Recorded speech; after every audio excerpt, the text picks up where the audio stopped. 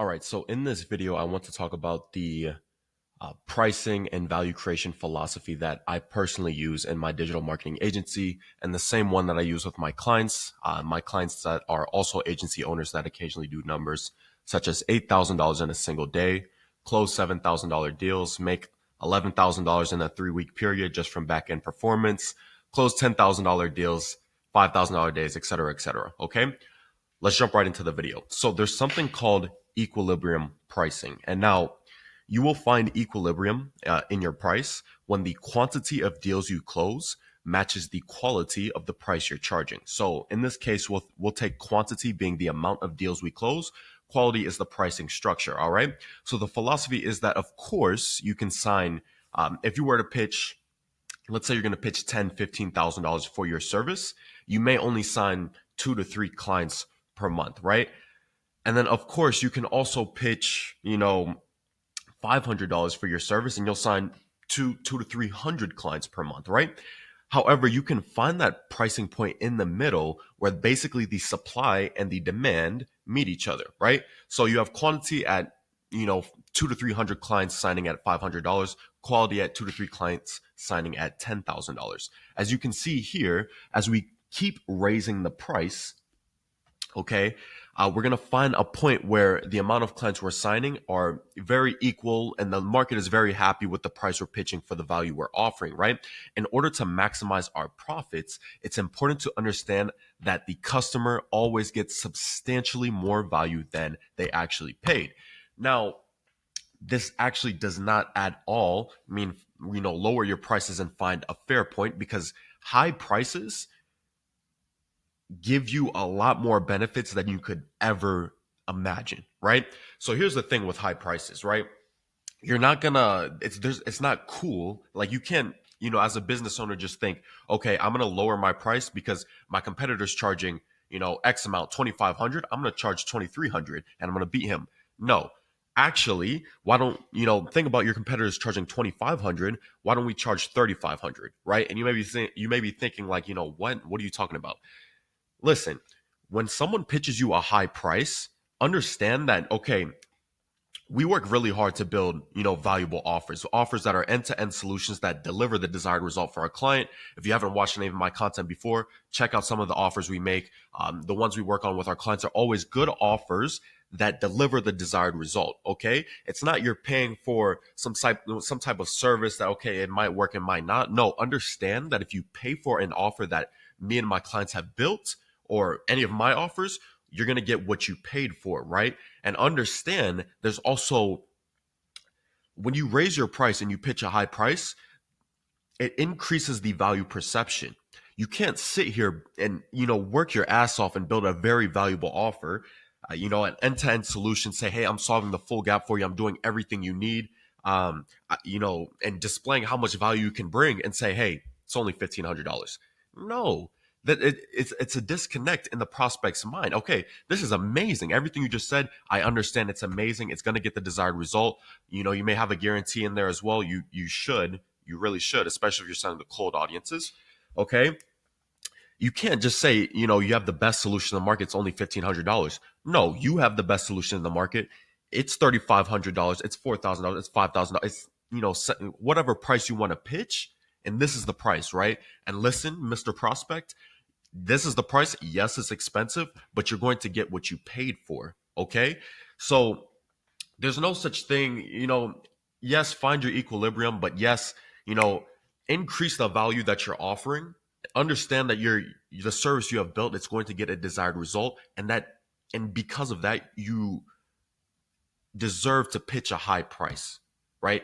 We're not in this market to be cheap at all. So one, pitching a higher price, it raises the perceived value that your prospect is going to perceive when associating your product, service, solution, right, with you. It seems more valuable. Two, you have more cash flow to reinvest in the business, make the product service that much better, hire the correct talent, build better systems. You can't go wrong pitching a high price.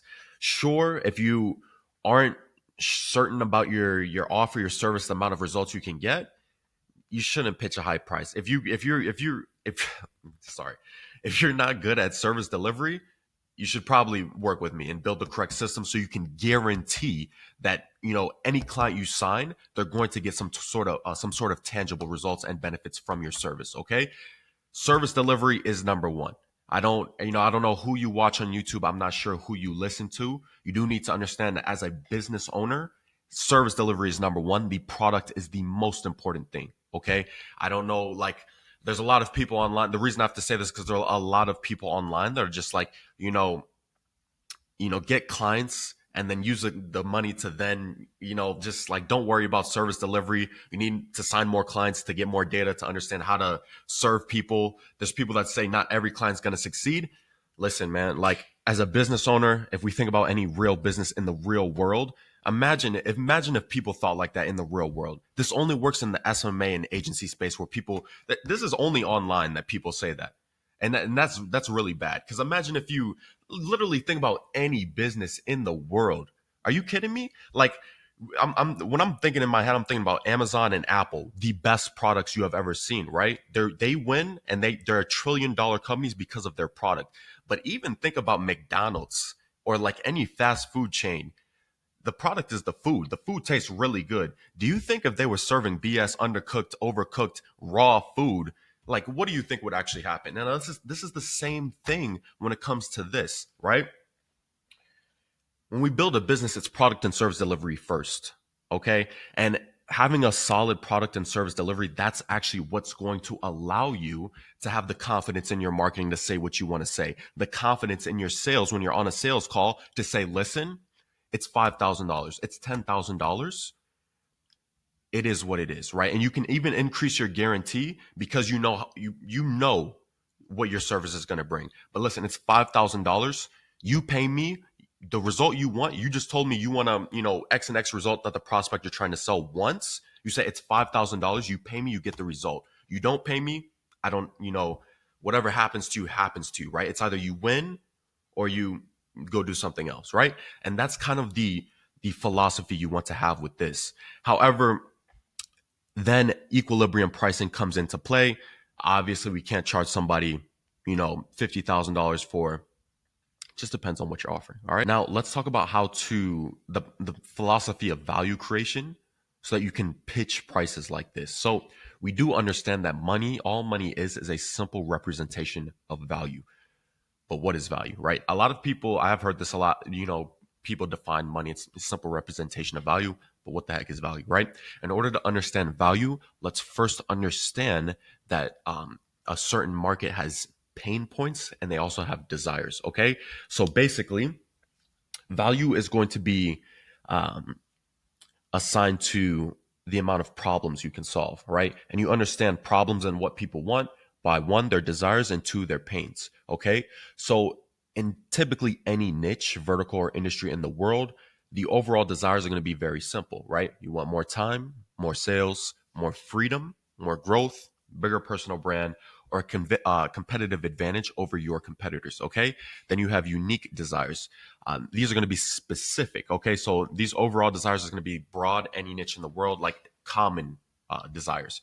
Unique is going to be very specific to a specific industry's pain, like what they want, right? So, for example, in the med spa industry, clients want appointments booked with a pre-deposit because they understand that if they're not booked with a pre-deposit, the no-show rate in the med spa industry is very, very high. So it's a very good desire. Hey, I want my clients to be booked with a pre-deposit because it ensures they will show up to their appointment. Okay. Overall pains. Same thing with overall desires. It's very broad, can be found in any niche. Okay. Overall pains are going to be a bad offer, lack of clarity and general sense of direction, lack of time, lack of resources, feeling like a slave to your business, working inside your business, having a low close rate. You can't identify the bottlenecks in your business because you can't map out your KPIs, understand certain numbers, right? And then you're stuck competing with your competitors instead of differentiating yourself and being unique in your market.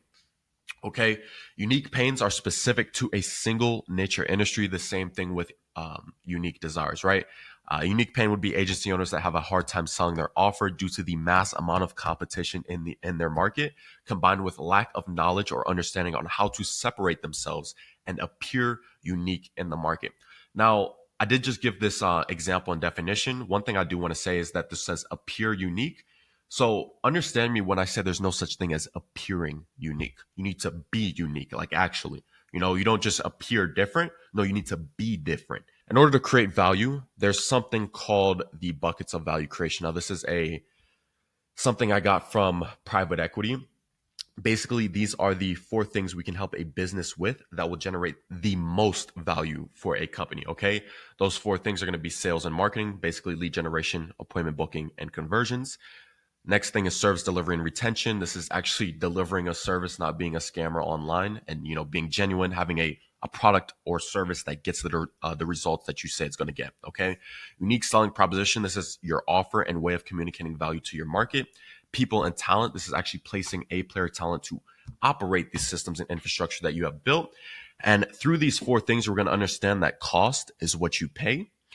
Price is how much the seller asks for their product, service, or solution. Value is what the solution is actually worth. We want to increase value. If we want to increase value, we will add or increase the elements inside these four buckets. Okay. We do this through something called value innovation. Now, this is like what I was saying when I said you don't appear unique, you don't appear to be different, you actually be different. Okay, now this is creating new unique value in your company. This is where we craft a new mechanism using the formula for value innovation. So you remember how I told you the overall market desires and unique market desires earlier in the video. I also the overall market pains and unique market pains. So when you multiply general overall market desires and times unique market desires all over the general market pains times unique market pains, you get value innovation. So creating new value is all about one, yes, creation, two, elimination, three, reduction, reducing, and then four, raising. Okay. So with reduction, what mechanisms should be reduced that our market doesn't care about anymore? They're not really, they don't view it as cool as maybe they used to before.